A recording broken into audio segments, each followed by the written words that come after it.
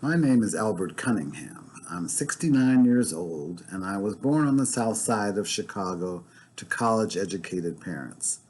While I may appear black or African American in contemporary language to others, over the course of my lifetime, both the social distinctions and the language describing me have evolved. For the vast majority of my life, I thought we were making progress transcending a white supremacist, heteropatriarchal, bully rape society that instead has merely been dormant until politically empowered in recent years. My grandparents thought of themselves as colored, my parents as Negro, and I was a teen when Black is Beautiful became the community's mantra, all reflective of a sense of progress against racism, which now seems naive. All this and more are important to understand about me when approaching me to provide me with person-centered services. And it is at least as related to the mindset of the provider as it is to mine. As we are constantly being reminded by viral videos, a considerable portion of the white population has limited experience and or negative impressions of non-whites, especially Black people, as people. It's important to incorporate identification and remediation of explicit and implicit bias into every level of program planning, delivery, and evaluation, especially at the top of the chain, where, in my experience, it is often most likely rooted and most pernicious. Much of what is presented as centered on me feels as if my perspective was never considered. Instead, an immediately recognizable Eurocentric academic frame of reference has been imposed, and I'm expected to be impressed, appreciative, and willing to mold myself to fit its parameters. I find particularly disturbing the ways in which questions about mental health, and especially depression, are posed.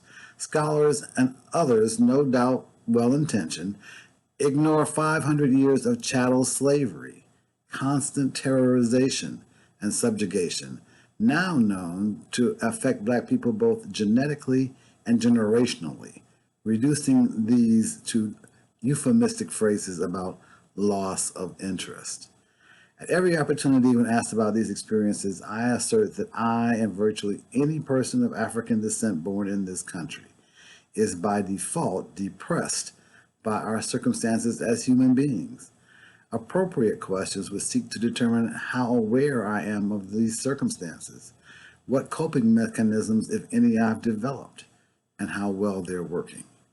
Typically, these issues seem phrased to describe despondency and despair, rather than resentment and rage at indefensibly inhuman treatment, including that documented at all levels of health-related professionalism. A critical element of appropriate person-centered care is genuine communication, informed by empathy on the part of a caregiver, based in this case on an historically accurate understanding of the experiences of others like me. From there, it's important to me that for there to be communication, both parties contribute information, however innocuous. It's incumbent upon the provider to help build trust by establishing rapport based on shared understanding and or mutuality. From that historically accurate understanding, which presumably precludes at least some profile bias and incorporates whatever baseline information about me I provided, a caregiver or researcher may engage me as briefly or extensively as our time allows.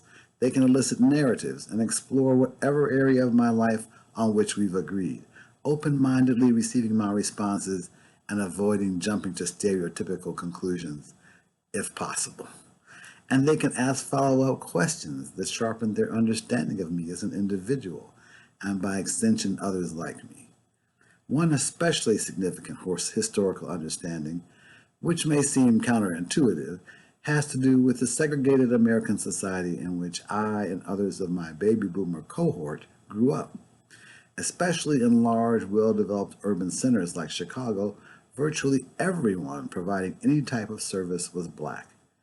And perhaps someone one even knew, however casually or indirectly, in the greater community.